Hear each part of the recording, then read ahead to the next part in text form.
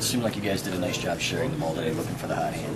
We did. I thought that's something that we did well the past couple days in practice, especially watching film. We had a lot of opportunities in the game, just quick passes, and they were kind of overpassed. We just didn't see. We found the hot hand and found open guys and knocked down shots. Mitch leading the break, does it ever cease to amaze you, him getting out like that? No, I've seen it multiple times in AAU. I've seen it a little bit last year, but I mean, when he gets the ball, it just opens up more opportunities because the guy guarding him doesn't expect him to do it, so he might have a lane. If not, he'll have a kick out. So I think he's doing a great job of composing himself, and knowing when to shoot it, when to drive, or just pull it out. You guys laugh at all when the defense sees that and they're like, what's going on here? They look a little afraid. I laugh every time Mitch dribbles the ball at the court. I don't know why, just because it's Mitch, but I know he can do that. He's been making great plays off of that. You guys feel like you're getting more comfortable playing together? I mean, definitely, and I think our chemistry is getting stronger, and that's definitely helped us on the court, and you can tell. Nick is going to hit those, right, when there's nobody in his face. Were you expecting this kind of game from him after the Duke game? Always. I'm always expecting that type of game. Nick's a great shooter, and he had his touch today, and he's been getting up extra shots after practice, and it was just time. Coach Beeline was talking the other day about the things you need to do to get more involved, in some of the games where there'll be slashing or whatever. What do you see when you are struggling? Yeah. What do you need to do to get yourself going, I guess? A lot of what gets me going is transition points, and when we're pushing the ball and getting stops. But also at the same time, within the offense, finding my cuts, and letting my teammates know, when I'm open.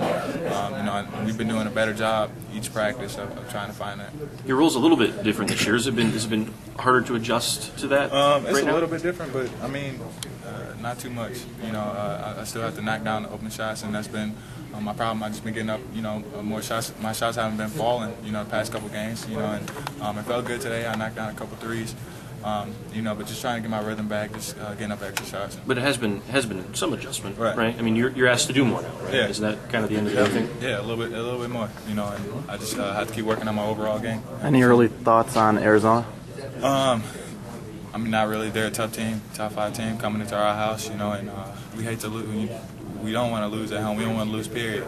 And it'll be a great crowd, and I just can't wait. It'll be an exciting game. I know a couple of guys on Arizona, so.